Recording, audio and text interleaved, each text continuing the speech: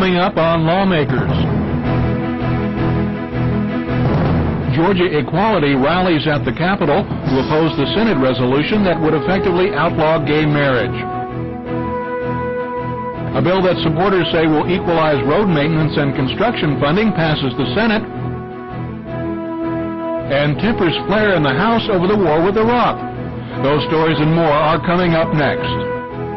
Live from Atlanta, this is Lawmakers for Friday, January 30th. Here are your hosts, Nwandi Lawson and Gerald Bryant.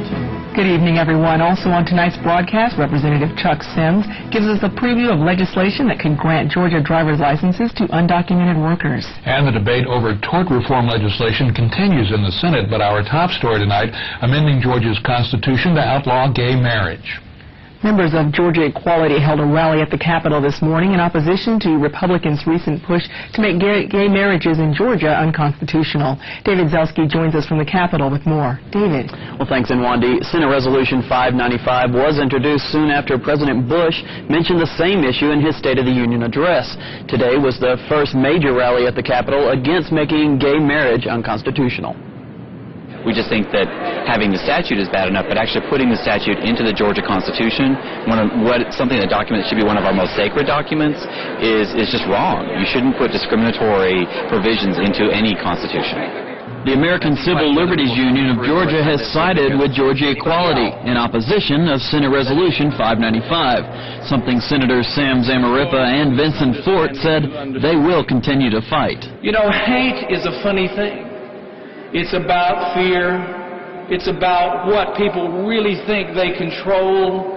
It's about exerting control. And it comes from a place that it's just hard to understand. We need to make the case that hate does have a place in the dark side of the human heart, and it shows up from time to time. So you are doing a great work this morning, being here, standing up, like Dr. King said, protesting for right, taking advantage of the right to protest for right. Georgia Equality says that the definition of marriage is already in Georgia's statute, but that the Georgia Constitution was not created to discriminate against minority groups. Reporting for Lawmakers, I'm David Zelski. Thanks, David. In other news, the Senate today passed a bill proponents say will assure that each congressional district in the state will have a fair share of money for maintenance and construction of local roads. Backers of Senate Bill 425 want to exempt interstate projects from the current congressional district balancing requirement. Senate Transportation Committee Chairman Tommy Williams says that when the Georgia Regional Transportation Authority was created, there was an unintended consequence for rural Georgia. In an attempt to help rural Georgia, they actually hurt rural Georgia.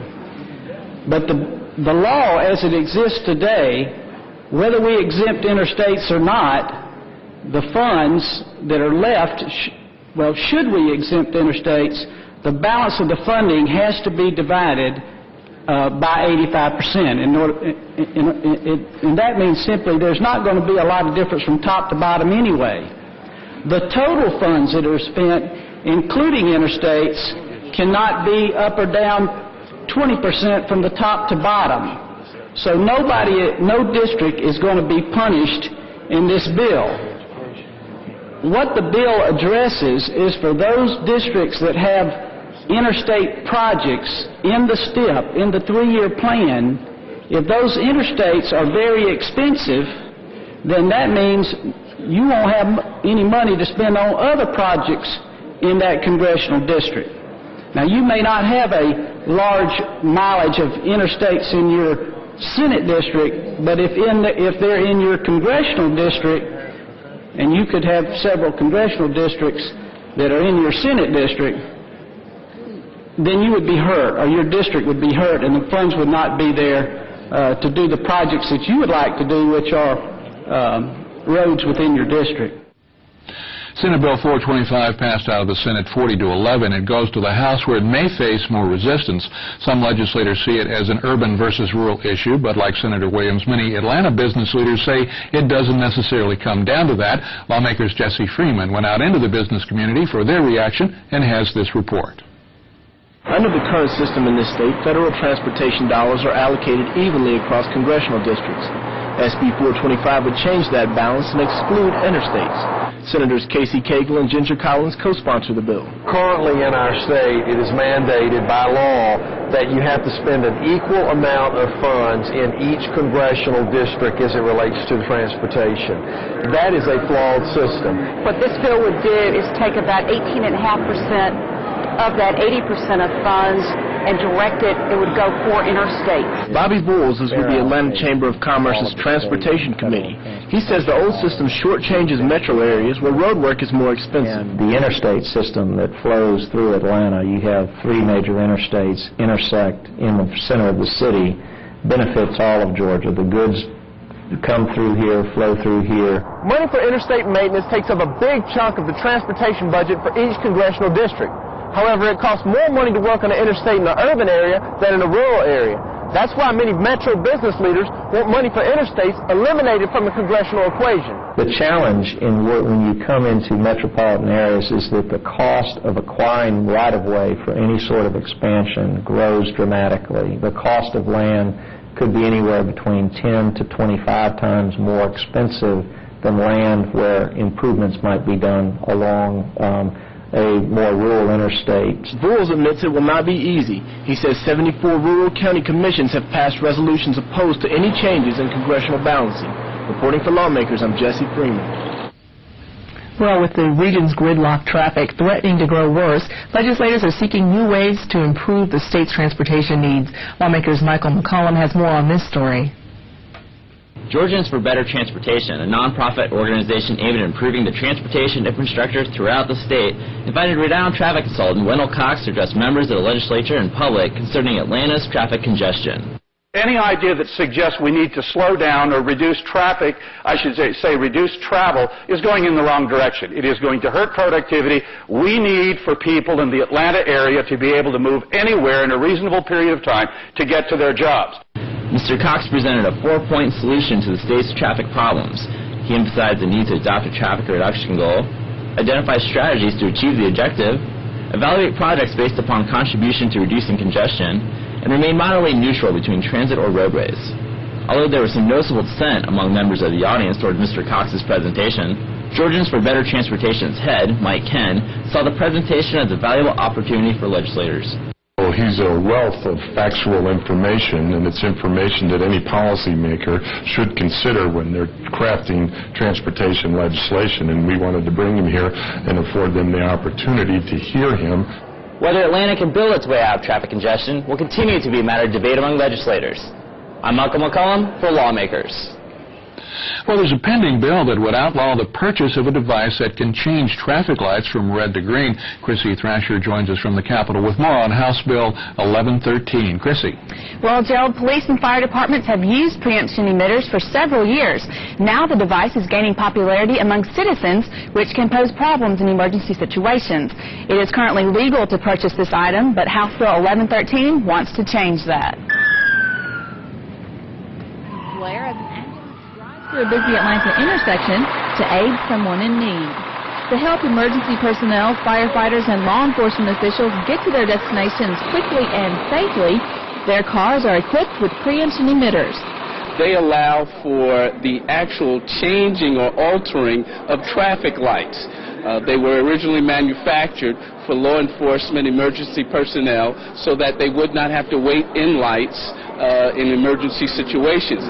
But since Georgia currently does not have a law prohibiting the purchase of preemption emitters, anybody can buy them. What has been happening is you can commonly purchase these directly from the manufacturer over the internet, even as common sites as eBay. The police agencies around the state have complained that they have no recourse as a result of this. And as more and more people, lay people, are purchasing these items, you can understand the potential for chaos, injury, accidents, and the like. So Representative Billy Mitchell is sponsoring House Bill 1113. The bill would outlaw the ability to purchase or use preemption emitters in Georgia. When you have just average everyday lay people using these items, therefore perhaps preventing the police from using it or just trying to circumvent traffic, it makes it a great hazard. This would be a bill that certainly protects Georgians and therefore makes it very good legislation. And Representative Mitchell says he expects this bill to pass with little debate. Reporting for Lawmakers, I'm Chrissy Thrasher. Thank you very much, Chrissy. Should HOV lanes become HOT lanes? Well, the State Senate voted today to ask the Department of Transportation to study the feasibility of creating high-occupancy toll lanes in Metro Atlanta. Senate Resolution 575 cites traffic congestion and existing HOV lanes that are frequently underused as the reason for requesting the study. The measure's sponsor, Senator Casey Cagle, said the intent is to open existing HOV lanes to paying customers, lone drivers willing to pay a toll. The HOV lanes would remain free to vehicles with 2 or more occupants. That resolution passed 45-3. Your automobile insurance card is no longer proof of insurance, but you should continue to carry it, Lawmakers Christy Moran explains. In an effort to better enforce Georgia's insurance laws, the Department of Motor Vehicle Safety created the Georgia Electronic Insurance Compliance System. People would buy, just like you said, the insurance policy, go and get their tags, and immediately cancel, and they still got that card that says they have insurance for 6 months to a year that nobody could ever really question unless there was an accident. In response to the growing number of uninsured drivers on the road, the DMVS has created the GEICS to track and verify insurance coverage. During the 2003 session, legislation was passed that changed laws concerning insurance verification so that drivers may no longer present insurance cards to verify coverage. However, the DMVS is encouraging drivers to continue carrying their cards with them. The law still mandates that insurance cards should be carried in the vehicle at all times. The DMVS is also urging drivers to make certain that their information in the GEICS database is accurate. Always compare the VIN on your actual vehicle that's on the dash against the VIN on your insurance policy card against the VIN that's on any of your title or registration documentation. If all of 3 of those match, odds are you don't have a problem. Drivers can log on to www.dmvs.ga.gov to verify that their insurance information is accurate. Reporting for Lawmakers, I'm Christy Moran. Representative Chuck Sims is working on legislation that would allow undocumented workers in Georgia to receive a driver's license. But in turn, they would have a state ID number and would pay an income tax. Lawmakers David Zelski talked with Representative Sims earlier today about this legislation. There's an ever-increasing foreign national influx into the state of Georgia. At this time, they cannot get driver's license. And without driver's license, they cannot also buy car insurance and different things, and there is no viable identification for these foreign nationals that are here now. What this bill would do would allow a $25 fee for that driver's license, and with that license also goes a state tax ID number, so that these foreign nationals will pay this $25 fee each year, and if they use the ID as an employment device, they will also pay a state withholding tax for income. In Georgia, with your driver's license, you have both a picture ID and a fingerprint. That will help in identifying foreign nationals here, and also gives a security measure if these folks happen to be undesirables. Then INS could be contacted, and these folks could be, looked at if they chose to get a license. Again, this is not a mandatory you've got to get a license. This is a may. Representative Sims says this legislation could bring $300 million in additional tax dollars to Georgia and create a 5% reduction in everyone else's income tax. He also says this bill has support from Latino legislators, including Senator Sam Zamarripa and Representative Pedro Marin. For those of you with access to the Internet, you can watch Lawmakers online. All you have to do is visit our website at gpb.org for more information. Click on Watch Online and follow the instructions for watching live or looking at past Lawmakers programs in our archives. That website address again is gpb.org. Just another way we keep you apprised of what's going on at the Georgia General Assembly. We'd like to recommend another website that's a valuable resource for information about the General Assembly. Go to www.legis.state.ga.us. That website is a great research tool that we here at Lawmakers use on a regular basis. There's been no actual vote on tort reform this year. The bills are still in committee, but it's debated almost daily in the state Senate through points of personal privilege. Tort reform hinges on revising state laws governing medical malpractice cases and awards.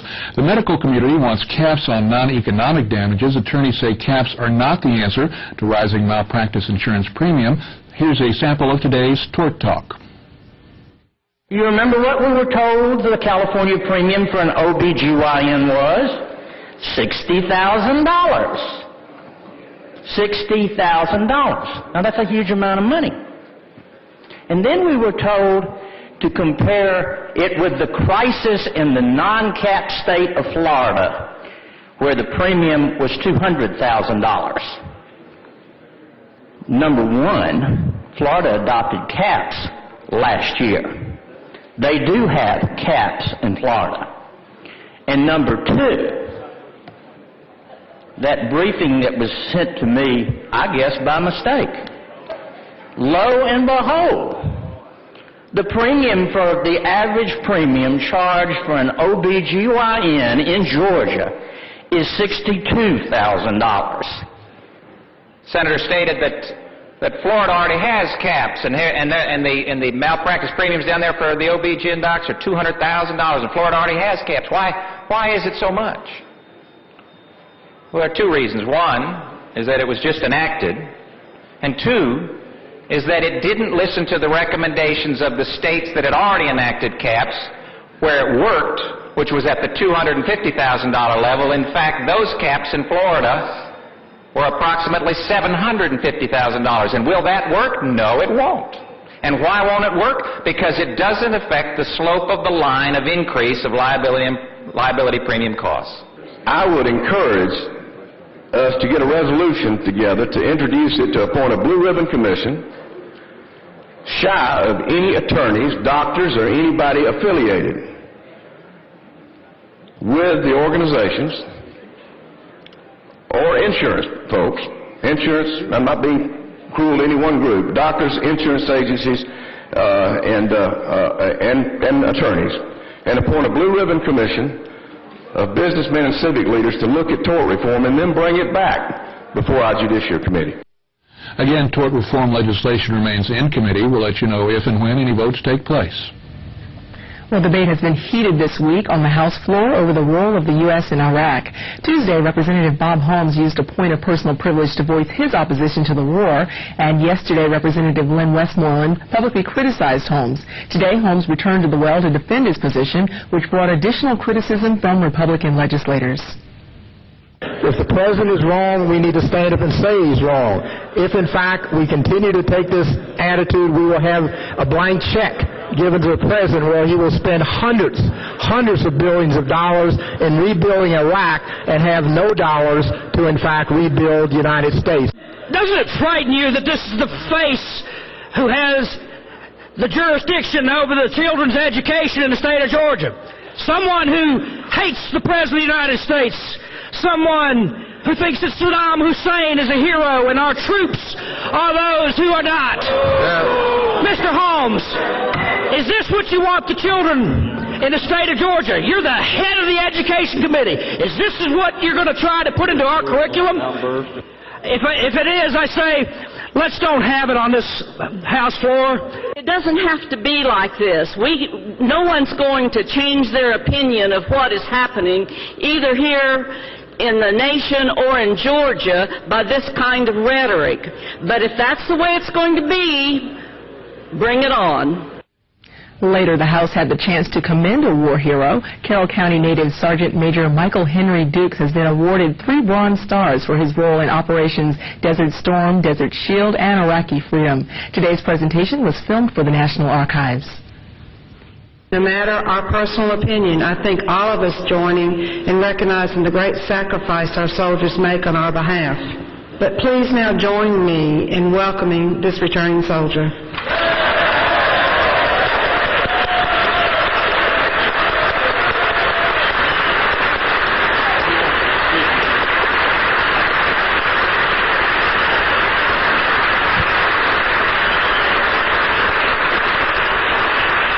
Thank you. just like to say it's indeed an honor to be here today. Proud to be a Georgian. Just ask that you'd continue your support and prayers for the soldiers from Georgia. They're still deployed in harm's way, and I hope they can get a reception like this when they come home. Thank you very much.